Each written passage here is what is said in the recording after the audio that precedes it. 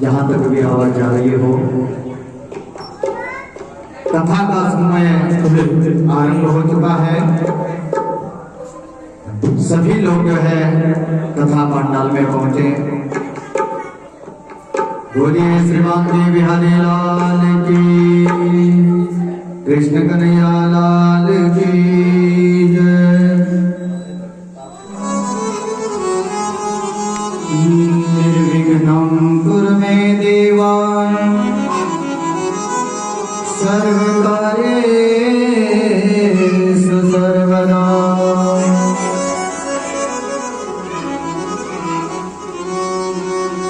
गजाननं भूतगणादिसेवितं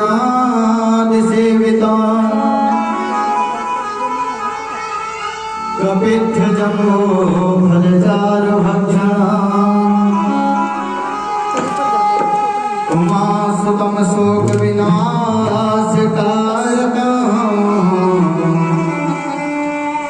नमामि विघ्नेश्वर पादपङ्कजम्। बोलिए श्री गणपति भगवान की। आइए आज की कथा का शुभारंभ करेंगे हमारे बीच में संगीत की बहुत सुंदर कलाकार श्री गोपाल सिंह जी।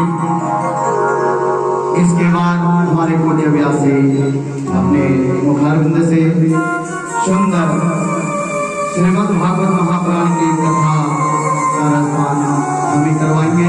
तो आइए गणेश जी को नमन करते हुए बोलिए श्री गणपति भगवान की जय हो। हरे हरे। गुरु ब्रह्मा गुरु विष्णु गुरु देव महेश्वरा, गुरु साक्षात् परब्रह्म तस्मै श्री गुरुवे नमः। विघ्न हरण मंगल करण श्री गणपति जी महाराज। प्रथम निमंत्रण आपको मेरे पूरे करने का।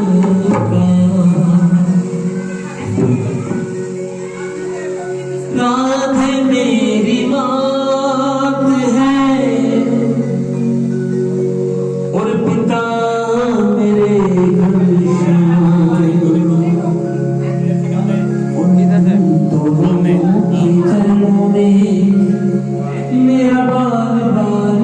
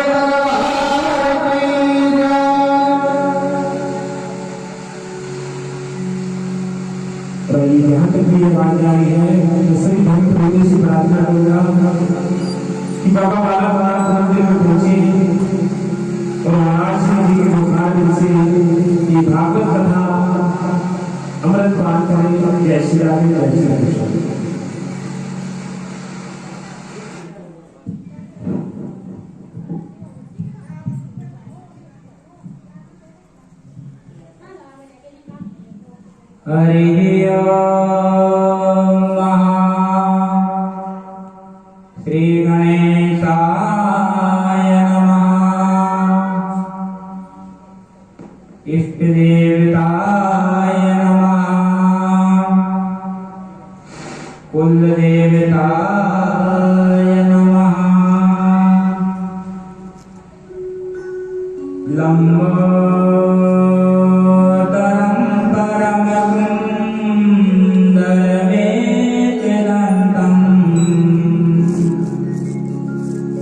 रक्तांबरं त्रिनयनं परमं पवित्रं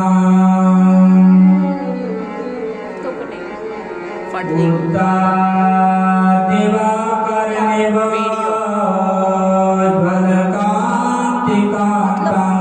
क्या है फटरी ना, ऐसे में देख फटरी है ना।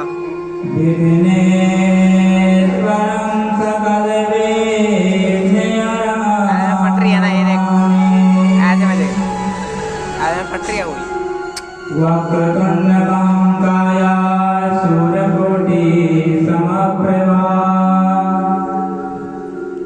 निर्विघ्नं कुरु मे देव सर्वकार्येषु सर्वदा। वागर्ताविमितप्रेतो वागर्ता प्रतिपत्तये जगदापितरो वन्दे पार्वती परमेश्वरो। सर्वचैतन्यरूपां कामादां विद्यां धीमहि बुद्धियाना प्रचोदयात्। आरूढं श्वेतयन्ते प्रमथिगगने शक्यमे चात्रसूत्रम्। चेयर लेके बैठो यहाँ पे, यहाँ नहीं बैठो। वामे हस्ते दिव्याम्बरकनककमलं पुस्तकं ज्ञानगम्यम्। कामेनावादयन्ति स्वकरकरजपे शास्त्रविज्ञानशब्दे क्रीडन्ति नित्यरूपा करकमलदला भारते सुप्रसन्ना। नमामि सर्वं सहसं पतक्यं शिवरूपिणे गिरिसाहित्यपीठस्थं तस्मै श्रीगुरुवे नमः। त्वं पिता त्वं च मे माता त्वं बन्धुर्षि त्वं देवता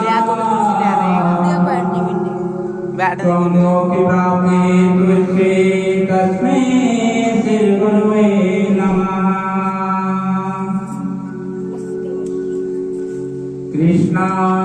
कृष्णास्पदेय पदपङ्कजपञ्जराते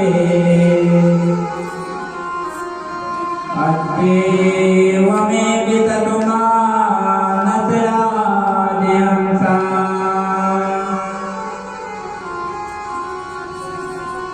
प्राणाप्रयाणसमये कपवातपित्ते कंठावरोधविलास्मरणं कुतस्ते। लग रहे थे हमारे यहाँ से नहीं लगा। आप बताइए कितने पे रखना है? चिंतयेत भगवान् चरणारविन्दाम् व्रजाकुसध्वजसारोदाक्षिणाढ्याम्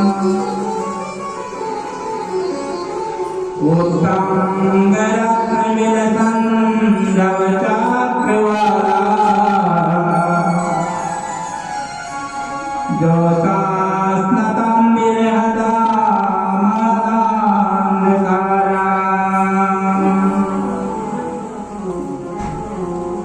राधाकृष्णमलादन्दं मकन्दं धारयन् हृदिम् कथां साप्ताहिकीं कुर्वे भुक्ति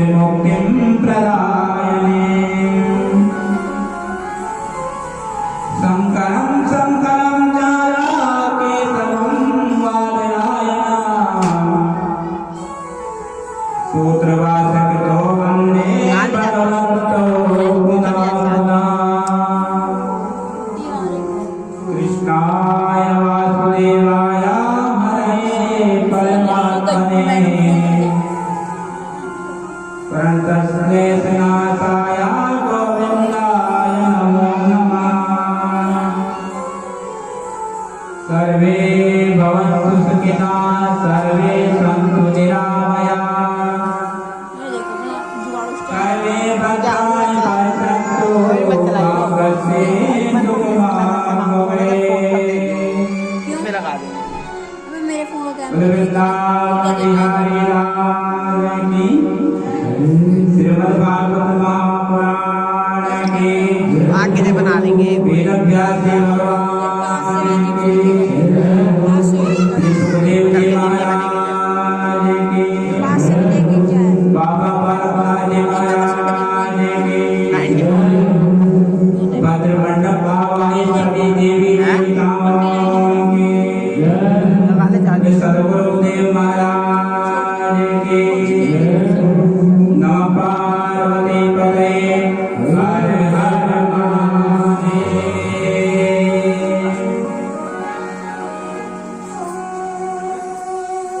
प्रातः स्मरणीय अखिल कोटि ब्रह्मांड नायक ब्रह्मा परमात्मा आनंद कर्ण मुरली मनोहर घनश्याम सच्चिदानंद स्वरूप द्वारिकाधीश वांछित कल्पतरो परम ब्रह्मा परमात्मा श्री कृष्ण भगवान श्री कृष्ण का स्वरूप श्रीमद् भागवत महापुराण जगत जननी माँ दुर्गा कुल देवता इष्ट देवता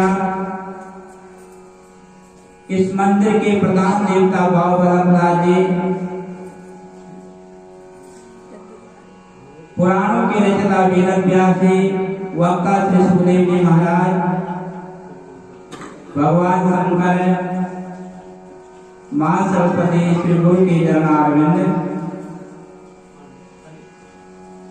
भद्र मंडप भवानी देवी देवता, कुछ तो मेरे पास पावर बैंक है। इस ज्ञान यज्ञ के मंडपाचार्य विद्वान ब्राह्मण आचार्य मंडली ब्रह्म समाज, संगीत वादक एवं श्रोताजनों, पूज्य माताओं, बहनों, बुजुर्ग जन, भगवत अनुरागी भगवान श्री कृष्ण के प्यारे भक्तों,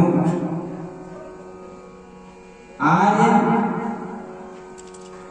ब्रह्मा परमात्मा की कृपा से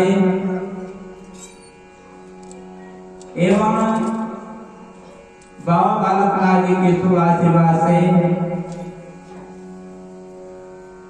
यहाँ पर समस्त महिला कीर्तन मंडली द्वारा कैमरा बढ़िया है इसका। शक्तिपुरम कौन सा मॉडल है X3? समस्त भक्तजनों को कन्नड़ से तमाम भक्तों, आज परमात्मा की कृपा से बड़े सौभाग्य का दिन है। गाने का तो नहीं कुछ। तेरा कौन सा? आप सभी भक्तों की भक्ति से तपस्या के द्वारा रेडमी और रियलमी खराब होते हैं। इस शुभ स्थान पर कैमरे से शैलेश के पास है। समस्त लोगों के हित के वास्ते, कल्याण के वास्ते उसका भी तो इसी रेट इस ज्ञान यज्ञ का आयोजन हो रहा है। बस फिर हर साल हम यहाँ पे कथा करते थे, हर तीसरे साल हरित मास को वो तो करते पैसे थे, लाया था ना कौन? वो लेकिन एक साल से 2 साल से प्रदीप मामा ने जो दिया था वो जो महामारी आई है उसके कारण मालूमात को नहीं कर सके। बोले क्या? लेकिन परमात्मा की भक्ति करने से इस समय कथा का आयोजन किया। क्या है? Redmi 9 है और 9 Pro है। समस्त लोग कार्तिक के महीने में आ रहे हैं सुबह कथा श्रवण करने के वास्ते, और केवल अपने बातें रखे थे, सब लोगों ने हाथ खड़े की कथा करनी चाहिए। स्कूल पे है अभी स्कूल। तो सभी धन्यवाद के पास ये आपकी भक्ति के द्वारा कथा हो रही है। जब भक्ति नहीं होगी तो कथा नहीं हो सकती थी। आप लोग तपस्या करते हैं, घर में भी भक्ति करते हैं, मंदिर भी आते हैं, नित्य पूजा करते हैं, उसके कारण ही हमको इस ज्ञान यज्ञ करने का सौभाग्य प्राप्त होता है, और भी कार्तिक मास में। कार्तिक मास दामोदर का मास माना जाता है, कृष्ण मास माना जाता है। इस महीने में स्नान करने का ये फल है। जो ब्रह्म मुहूर्त में उठ करके स्नान करता है उसका अधिक फल है, सारे तीर्थों का फल उसको प्राप्त हो जाता है।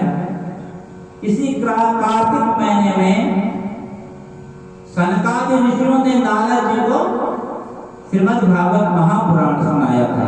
ये कार्तिक का महीना लिया था, कार्तिक शुक्ल पक्ष में पूर्णिमा तक सुनाया था। स्कूल पहुंचेंगे भी। सभी लोग पहुंच गए। भगवान की कथाओं का श्रवण कर रहे हैं, परमात्मा के भक्त हैं। प्रातः उठ करके मंदिर में आना, भगवान की कथाओं का श्रवण करना, ये परमात्मा की कृपा से होता है। कई जन्मों के जब हमारे भाग्य उदय होते हैं तभी हमें मानव शरीर मिलता है, और मानव शरीर प्राप्त करके हमको ज्ञानी के करने का अवसर प्राप्त हो जाता है। भागवत जी में लिखा है, भाग्योदयेन बहुजन समादितेन सत्संगम च लभते पुरुषो यदावे आज्ञान हेतु कृतमो हमनान्धकारा नाथं विदाय तदोदयते विवेका। भाग्योदयेन बहुजन्म समर्थितेन, कई जन्मों के जब हमारे पूर्ण उदय होते हैं तब हम परमात्मा की कथा सुनते हैं, सत्संग करने का लाभ मिलता है। संसार है, दुनिया है, आप लोग भक्ति के लिए आए हैं, लोग घर में भी हैं। जिस पर परमात्मा की कृपा होती है वही कथाओं का श्रवण करता है, वही सत्संग करता है। क्योंकि मानव शरीर बार बार नहीं मिलते हैं, मानव शरीर से ही हम अच्छा कार्य कर सकते हैं। और ये यज्ञ अनुष्ठान कॉलोनी में हो रहा है, नगर में हो रहा है, समस्त कॉलोनी वासियों की सुख समृद्धि के वास्ते है, जन कल्याण के वास्ते है। सबके घर में खुशहाली रहे, सब सुखी रहे, निरोगी रहे, ज्ञानी के सबके हित के वास्ते होता है। जिस नगर में, जिस गांव में, जिस कॉलोनी में ज्ञानी के होते हैं वहां के उपद्रव सारे भाग जाते हैं, सुख समृद्धि उस घर में आ जाती है, उस नगर में आ जाती है। सबके सुख समृद्धि के वास्ते निकल जाते हैं। अपने धन का सभी लोग सदुपयोग कर रहे हैं, हमारा धन का सदुपयोग होना चाहिए। धन कमा करके सदुपयोग में लाना चाहिए, क्योंकि धन की 3 गतियां मानी गई है। कमा करके उस धन का दान भी करना चाहिए। कोई दान भी नहीं करता है तो स्वयं खाना चाहिए, दान भोग और नाश। जो स्वयं भी नहीं करता है, दान भी नहीं करता है, पुण्य कार्य में धन को नहीं लगाता है, उस धन का हमेशा नाश हो जाया करता है। सो धन धन्य प्रथम गति जाकी, धन्य पुण्य रति मति सौभागी, धन्य गणी जब होई सत्संगा, धन्य धन्य विजय भगति अभंगा। रामायण जी में आया है, धन की 3 गतियां हैं। सो धन धन्य प्रथम गति जाती। प्रथम गति क्या है? जो पुण्य कार्य में हमारा धन खर्च हो रहा है। घर के लिए भी चाहिए, ऐसे नहीं सारा पुण्य में लगा लेना, लेकिन जो दान निकल सकता अपने कमाए से अच्छे कार्य में लगा। धन्य पुण्य रहते मध्य सौभाग्य, वही घड़ी धन्य है जहाँ से सत्संग होता है, जिसमें आप परमात्मा का नाम श्रवण कर सके। धन्य जन्म तुझे भगति अभंगा, धन्य है वे जन जो ब्राह्मणों की भक्ति, परमात्मा की भक्ति करते हैं। और जो न दान करता है, न अच्छा कार्य में धन को लगाता है, उस धन का हमेशा बुरे कार्य में वह धन लगता है। कहीं नोटबंदी हो गई तो सारा धन हमारा चला जाता है। इसलिए अच्छे कार्य में धन को लगाना चाहिए। दरिद्रो दरिद्र भावात करात पापम। जो धन का सदुपयोग नहीं करता है वह दरिद्र बनता है, अच्छे कार्य में नहीं लगाता है। और दरिद्र भावात करोत पापम। जब मनुष्य दरिद्र हो जाएगा तो पाप करेगा। पाप प्रभावात नरकम प्रियाति। और पाप के प्रभाव से कहाँ जाता है? नरक में जाता है। और नरक से आकर के पुनः दरिद्री पुनरेव पापा। अब नरक से आकर के मानव दरिद्र बनता है, फिर पाप करता है, ऐसा वह भटकता रहता है। इसलिए मानव जीवन के सारे परमात्मा की प्राप्ति हो सकती है। बड़े भाग्यवान से तन पावा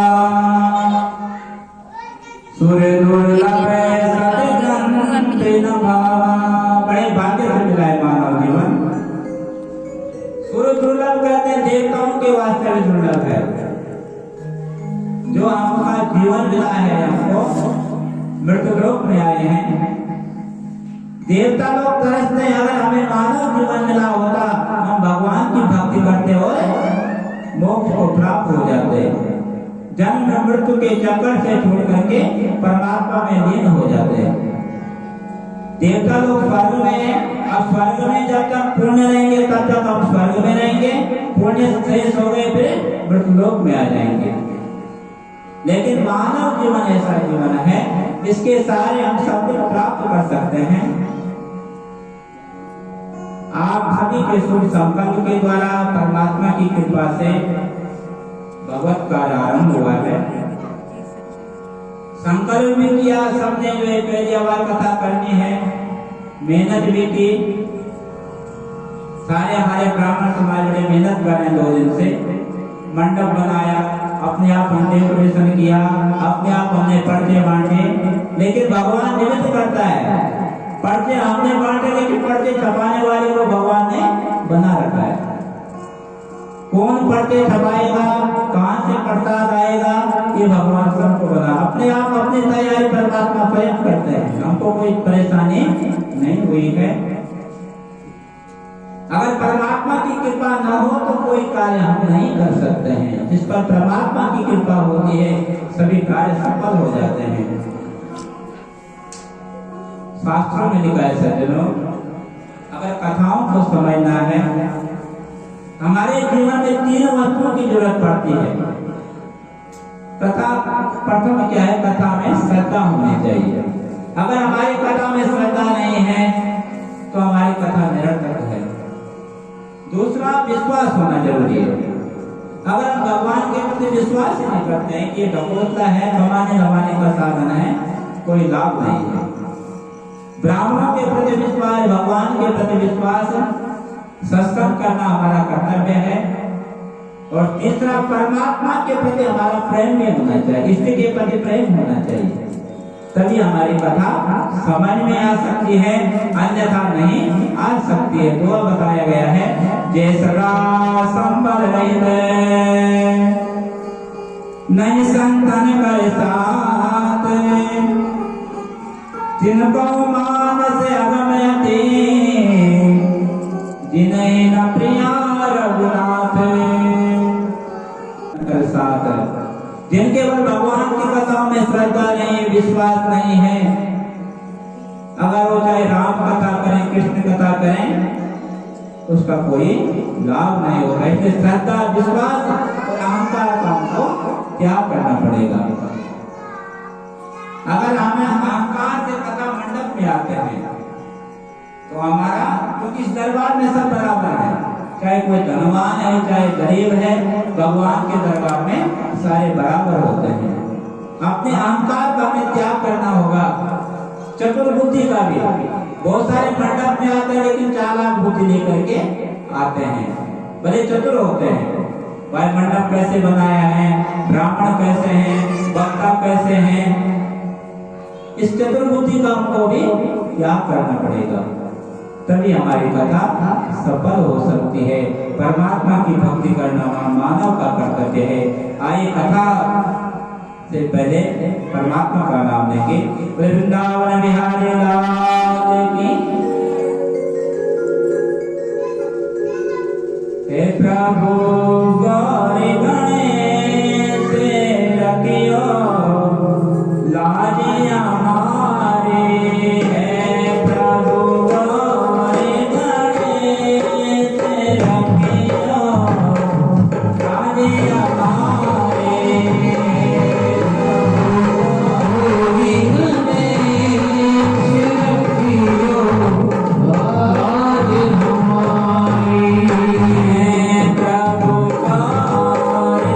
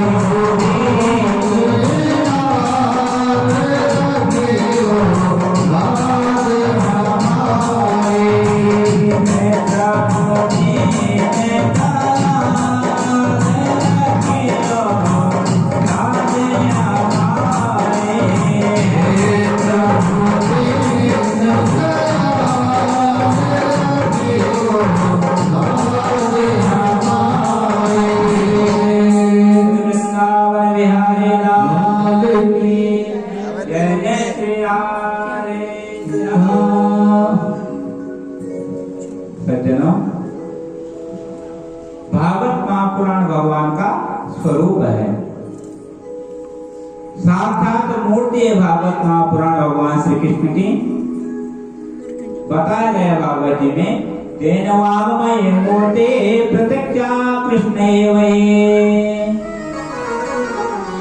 भगवान श्री कृष्ण का स्वरूप है ये पुराण। जब भगवान श्री कृष्ण अपने धाम में जा रहे थे तो उद्धव जी ने भगवान श्री कृष्ण को कहा, प्रभु आप तो जा रहे हैं, 1 घंटा, अभी संसार का क्या होगा? 1 घंटा होने के लिए तो भगवान श्री कृष्ण ने जो अपना तेज था वह इसे भागवत महापुराण में रख दिया। और तेन वाममय मूर्ते प्रत्यक्षा कृष्ण स्वकृतोऽस्मयानार्थं मुक्त्यर्थं भवसागरे। अरे जो मनुष्य कलिकाल में इसका श्रवण करेगा उसकी मनोकामना पूर्ण हो जाएगी। रीति नीति का विचार इस महापुराण में है। और हमारा तो ये पुराण धन है, भारतवासियों का भागवत महापुराण साक्षात धन है। जिन जिन विषयों की हम खोज करते हैं वे सारे हमारे भागवत महापुराण में है। पुराणों का लक्ष्य है 18 महापुराण है। समस्त पुराणों का एक ही लक्ष्य है कि मनुष्य को परमात्मा की ओर जोड़ना, परमात्मा की ओर ध्यान लगाना। ये महापुराणों का लक्षण है। महापुराणों में भगवान श्री कृष्ण का प्रचार प्रसार, भगवान शंकर की महिमा का वर्णन, मां सती की महिमा का वर्णन महापुराणों में है। सभी पुराणों का एक ही लक्ष्य है कि हमें अच्छे मार्ग पर लगाना। और भागवत शास्त्र ऐसा मार्ग दिखाता है कि योगियों को जो आनंद समाधि में मिलता है वही आनंद हम श्रीमद् भागवत महापुराण से प्राप्त कर सकते हैं। लेकिन आनंद कब मिलेगा? जब हमारा व्यवहार भक्तिमय होगा, अच्छा विचार होगा, अच्छी सोच होगी, तभी आनंद की प्राप्ति होती है। गोपियों का प्रत्येक व्यवहार आनंदमय था, भक्तिमय था। गोपियों की भक्ति बड़ी दृढ़ थी और गोपियां ये मानती हैं कि जहां हम जाते हैं हमारा कृष्ण हमारे साथ में है। उद्धव जी को अपनी भक्ति का अहंकार था। उद्धव जी सोचते थे मेरे बराबर भक्त कोई नहीं है। और जब गोपियों के पास गए, गोपियों की अखंड भक्ति देखी उद्धव जी ने, उद्धव जी का अहंकार दूर हो गया। न बंदे नंद बलस्त्रेणा पावेणो बविक्षण से। उद्धव जी हाथ जोड़ते हैं गोपियों के वास्ते। धन्य है ये गोपियां वृंदावन के जो भगवान के युगल चरणों का ध्यान किया करती हैं। इन गोपियों की रज को धूल को मैं अपने चरणों पर लगाता हूं। उनका अहंकार दूर हो गया। गोपियों को घर में परमात्मा के दर्शन दिए हैं, इसलिए घर में ही हम अखंड भक्ति कर सकते हैं। घर में रहना पाप नहीं है, जंगलों में जाके भक्त नहीं हो सकती है, लेकिन घर को मन में रखना वहां पाप है। घर गृहस्थ का भी काम करना है, लेकिन परमात्मा का भी नाम लेना है, क्योंकि सज्जनों ये जीवन बार बार नहीं मिलता है। मनुष्य की परम आयु 120 साल है। किसी की भगवान ने 20 साल बना दी, किसी की 22 बना दी, किसी की 50 बना दी। ये कर्मों पे आधारित होते हैं। जैसे हम पूर्व जन्म में करते हैं वही हमें आयु मिलती है। आयु कर्म वित्तम से विद्या निधन में होती। मनुष्य का आयु हो गया, कर्म हो गया, विद्या हो गई, जवानी हो गई, ये पूरे पहले भाग्य में लिख दिया जाता है। इसलिए परमात्मा का ध्यान अवश्य करना चाहिए। धर्म अर्थ काम मोक्ष चार पदार्थ भागवत पुराण से मिल जाते हैं। सारे लोगों में इस भागवत महापुराण की महत्ता है। बड़े बड़े संत महात्माओं ने भागवत महापुराण का ज्ञान किया है, वर्णन किया है। नारद आदि ऋषियों ने इसका गान किया है। सौनक सनक आदि ऋषियों ने इसका गान किया है। इसलिए भागवत महापुराण पूजनीय है। माध्यम की कथा आरंभ होती है। माध्यम में पहला श्लोक भागवत जी का या महात्मा जी का, सच्चिदानंद रूपाया विशुद्धत्यादिहेतवे तापत्रय विनाशाय श्री कृष्णाय वयं नमः। भागवत महापुराण में 18,000 श्लोक हैं, 12 स्कंद हैं और 335 अध्याय इस भागवत महापुराण में हैं। वेद व्यास ने भागवत महापुराण की रचना की, सुखदेव जी को पढ़ाया तो सुखदेव जी ने इस कथा का प्रवचन किया है। राजा परीक्षित को इस कथा को सुनाया है। सच्चिदानंद रूपाया सतचित और आनंद, जो संसार की उत्पत्ति के कारण है, परमात्मा श्री कृष्ण है, जो संसार की उत्पत्ति करते हैं, पालन करते हैं और अंत में इस संसार को समाप्त भी कर देते हैं, संहार कर देते हैं। उन सच्चिदानंद भगवान श्री कृष्ण की आराधना भागवत जी में की है। परमात्मा के 3 स्वरूप भागवत में बताए गए, सत्य, चित और आनंद। सत्य प्रकट रूप से विद्यमान होता है, लेकिन चित और मौन अप्रकट है। चित और मौन में आनंद की प्राप्ति नहीं होती है। जो पेड़ पौधे होते हैं उनमें सत्य है। पेड़ पौधे अपने आप उत्पन्न होता है, अपने आप उसमें फल लगता है, फूल लगता है। जंगलों में देखो अपने आप प्रकृति बनी हुई है, भगवान ने प्रकृति का निर्माण किया, ये सत्य है।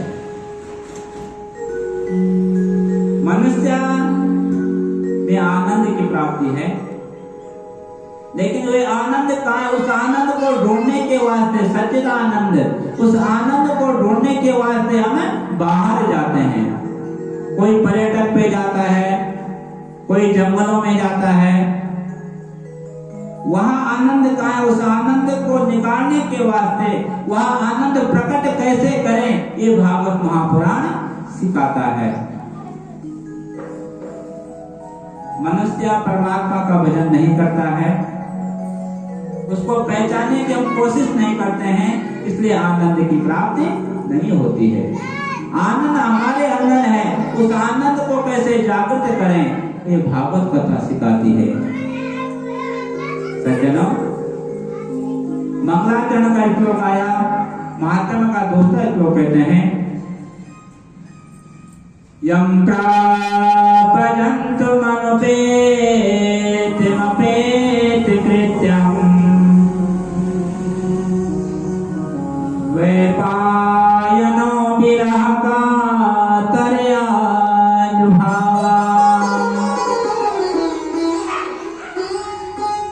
पुत्रेति तन्मयतया तरो विनेदु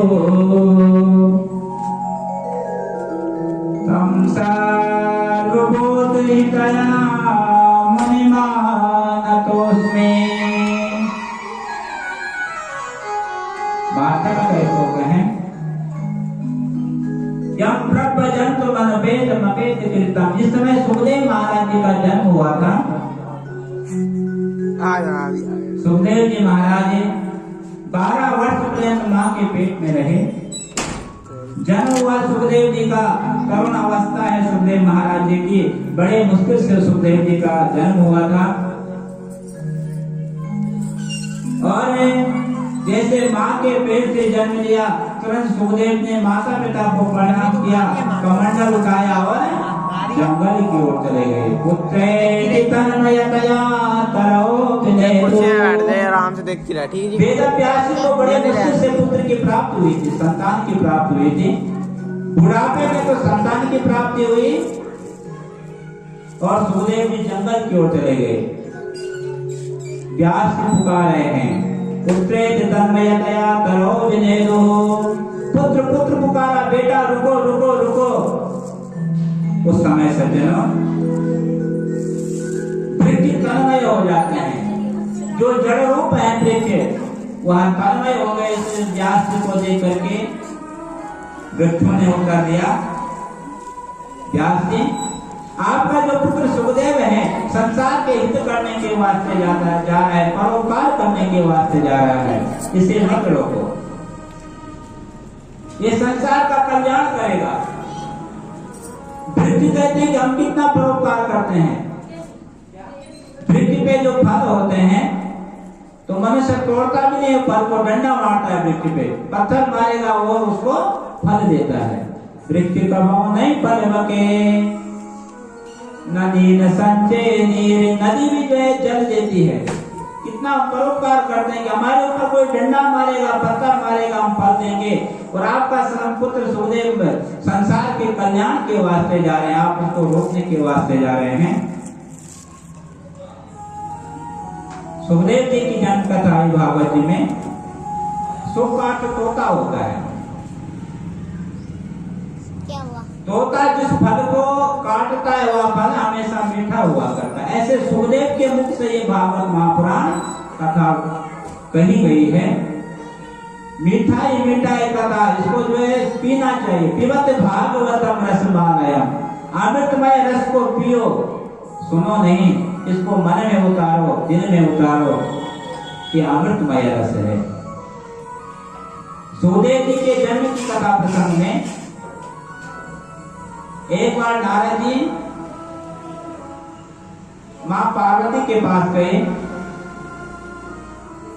और पार्वती जी से कहा, नारद जी ने, मां पार्वती आपका हमेशा जन्म होता है और आप मृत्यु होता है, आप दूसरा शरीर ग्रहण करते हैं, आप जन्म मृत्यु के चक्कर में पड़े हुए हैं। और भगवान शंकर तो हमेशा अजर अमर रहते हैं, इसका क्या कारण है? आप भोलेनाथ जी के पास जाओ और वहाँ अमृत को आप भी पियो, जिससे आपका कभी वियोग न हो भगवान शंकर से। करके देख, बड़ा मजेदार है। माँ पार्वती को बात जम गई, भगवान शंकर है, माँ पार्वती भगवान शंकर से बोली, प्रभु बहुत बारी आज मेरी मनोकामना पूर्ण करनी होगी। भगवान शंकर बोले, देवी क्या बात है? आप तो हमेशा अजर अमर रहते हैं और मैं कभी सती के रूप में होती हूँ, कभी पार्वती के रूप में होती हूँ, मेरे को उस अजर अमर होने का वरदान दे दीजिए जिससे मैं आपकी पत्नी बनी रहूं। भगवान शंकर पार्वती को कैलाश की गुफा पे ले गए और कहा, देवी जो अजर अमर की कथा है वह मैं आपको सुनाता हूँ, जिससे अमृत प्राप्त हो जाया करता है, जो अमृतमयी कथा है। लेकिन पहले बाहर देख लो, कोई सुन तो नहीं रहा है। अगर सुनेगा तो वह अजर अमर हो जाएगा। और जंगल में तो राक्षस रहते हैं, राक्षसों ने सुना तो अजर अमर हो जाएगा, हमारे लिए मुश्किल हो जाएगा। पार्वती गुफा के बाहर आई, देखा कोई भी आदमी जीव जंतु बाहर नहीं था। पार्वती ने देखा केवल एक अंडा था और अंडा तो निराकार होता है। पार्वती ने सोचा अंडा निराकार है, कथा कैसे सुनेगा। और पार्वती गुफा में गई, कहा, प्रभु कोई बात नहीं है, आप अजर अमर की कथा सुनाइए। आए भगवान शंकर है, श्रीमद् भागवत महापुराणी अजर अमृत को देता है। श्रीमद् भागवत महापुराण की कथा आरंभ की, पार्वती को सुनाई। सज्जनों, जब दशम स्कंद की कथा सुन रहे थे, गोपियों को रुद्र संवाद की कथा चल रही थी, माँ पार्वती जब भगवान शंकर कथा सुना रहे तो माँ पार्वती हाँ हाँ कर रही थी, हुंकारे भर रही थी। और माँ पार्वती को यहाँ पे नींद आ गई। अब नींद आई तो यहाँ से जो अंडा बाहर था, निराकार था, वह अंडा कथा रूपी अमृत से प्रकट हो जाता है, पक्षी के रूप में हो गया। अब माँ पार्वती सो गई, वो पक्षी हुंकार भर रही है, हाँ हाँ कर रही है। पूरा भागवत महापुराण भगवान शंकर ने सुनाया। पार्वती ने आंखें खोली, भगवान शंकर ने माँ पार्वती की ओर देखा और देखा पार्वती तो सो रखी है। भगवान शिव ने सोचा ये पार्वती तो सो रखी है, लेकिन कथा किसने सुनी है, हुंकारे कौन भर रहा था। भगवान शंकर गुफा के बाहर आए, देखा एक पक्षी बाहर बैठा हुआ है। भगवान भोलेनाथ गुफा में गए, पार्वती को कहा, देवी तुम तो कह रहे थे कोई बाहर नहीं है। माँ पार्वती ने कहा, प्रभु जब मैं बाहर गई तो केवल एक मैंने अंडा देखा था। भागवत को भी अमृत से अंडा सचेतन हुआ है और पक्षी बन गया। गया है। भगवान शंकर से रहा नहीं गया और उसे पक्षी को मारने के वास्ते भगवान शंकर ने त्रिशूल उठाया। मां पार्वती मना भी करते लेकिन भगवान शंकर नहीं रुके और पक्षी वहां से उड़ गया। यहाँ से व्यास जी की पत्नी के आश्रम में पक्षी उड़ते उड़ते चले जाते हैं। व्यास जी की जो पत्नी एक पिंगला नाम की पत्नी थी, वहां उस समय जमाई दे रही थी और पक्षी जा करके उसके पेट के अंदर चला गया। भगवान शिव गए, अस्त्र उठाया मारने के वास्ते। नारद जी प्रकट होते, नारद जी ने मना किया, प्रभु आपको दोष लगेगा, इसका वध मत करो। यही बैठी हुई है। भगवान शंकर वापस आ गए।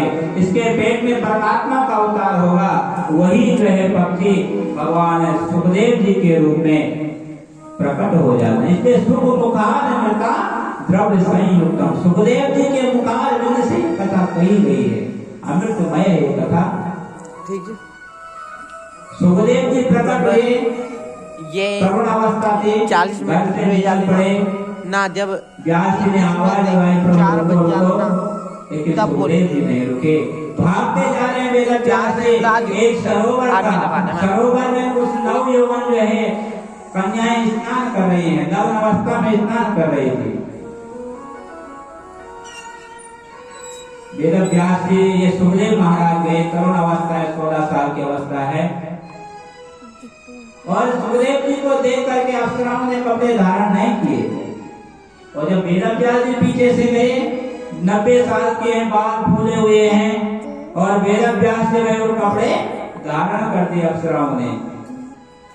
व्यास ने उन अप्सराओं से पूछा, देवियों मेरा पुत्र जो है जवान है, यौवन अवस्था है, और उसको देख करके तुमको वस्त्र धारण करने चाहिए थे, और मैं बूढ़ा आदमी हूँ, मेरे को देख करके वस्त्र धारण किए हैं। अप्सराओं ने कहा, वेद व्यास जी आपके मन में मोह है, पुत्र ममता है, स्त्री और पुरुष का भेद है, आपका पुत्र तो संसार की भलाई के वास्ते आया है।